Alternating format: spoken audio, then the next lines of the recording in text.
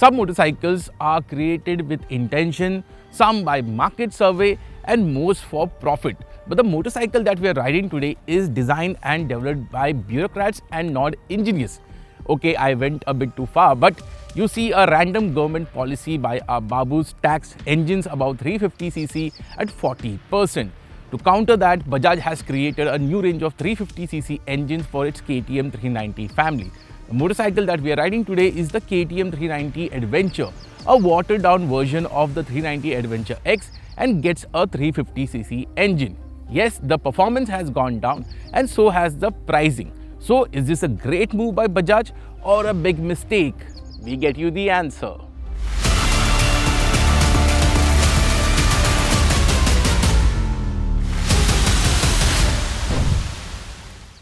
So how did KTM engineers, or should I say Bajaj engineers, manage to reduce the displacement? Well, it is very simple. They have reduced the stroke from 64 mm to 56.15 mm, but they haven't changed the bore of the engine, because for that they will have to do a lot of complex re-engineering on the engine head and also change the diameter of the piston. So the reduction of stroke has reduced the displacement, and as you can see, the performance has been affected a lot.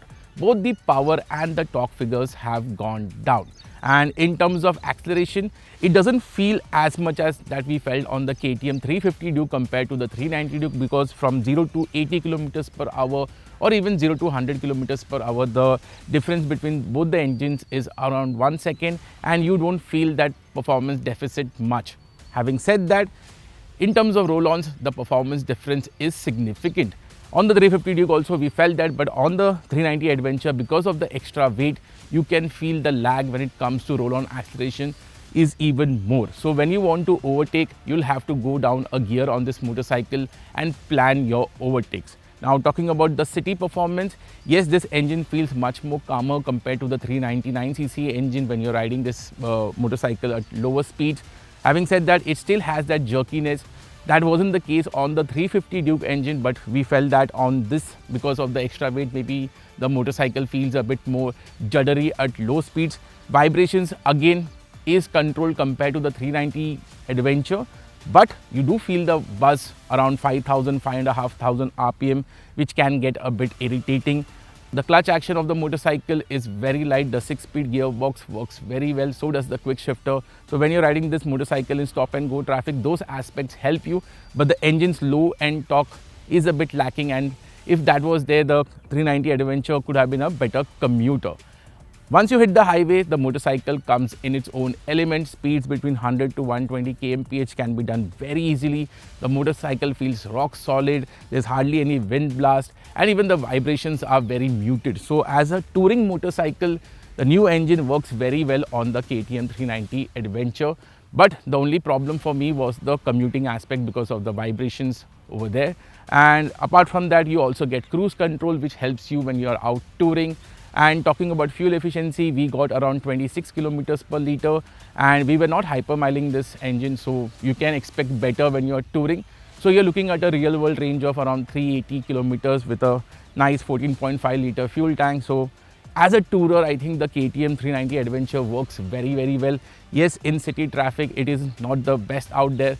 Even in this summer, because this year summer has been very severe in Mumbai, and the humidity, I could feel a bit of engine heat on the right hand side. I'm not sure because of the humidity factor this was the case, so we'll have to ride this motorcycle again, say in the winters and monsoon, to understand that. But yeah, that engine heat can get a bit irritating. So yeah, the performance has gone down, but this motorcycle feels a bit more calmer, and the touring aspect still is very good. And the final aspect is the off-road performance. The KTM 390 Adventure X was also better suited for trail riding. It wasn't a very hardcore motorcycle because it gets a 19-17-inch alloy wheels. Even the whole setup is more biased towards road than the off-road section. So yeah, you can do a bit of trail riding on this motorcycle. Yes, you won't feel that brappiness that you get on the Adventure X. But yeah, for mild off-roading, trail riding, the 390 Adventure does a good job. If you want a hardcore off-roader, there are much better options in the KTM family itself.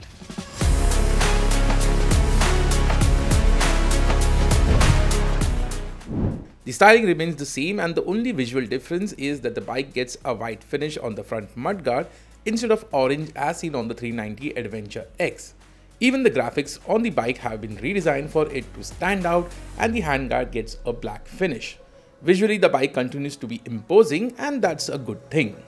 The feature list is also similar to the Adventure X, and it gets a TFT screen, 3 riding modes, traction control, cruise control, and even cornering ABS.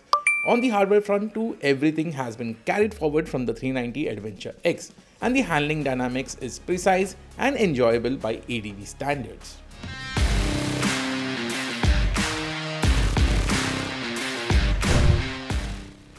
So is it a great move by Bajaj to drop the engine displacement from 399cc to 350cc? Well, it's a yes and a no.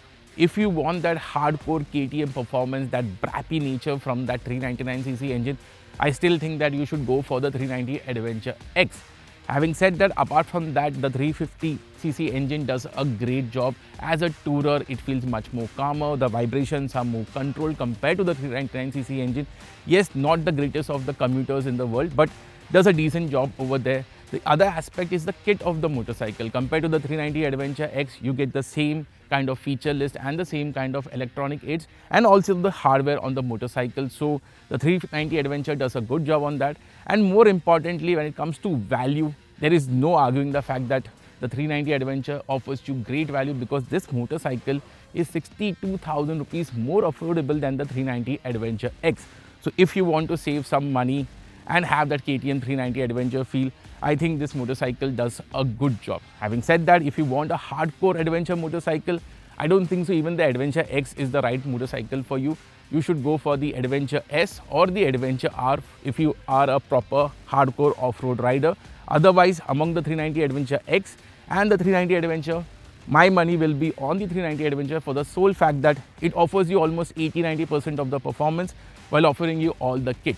So yeah, as a great touring motorcycle, saving that money makes a lot of sense. So good move, Bajaj. So that was our take on the new KTM 390 Adventure. What's your take on this motorcycle? Do you think Bajaj has done a good job? The 390 Adventure makes sense over the 390 Adventure X or not? Let us know in the comments. And if you have any further queries, please do engage with us in the comment section, and also follow the Acco Drive Instagram channel because we do a lot of stuff over there. As always, stay safe and ride safe.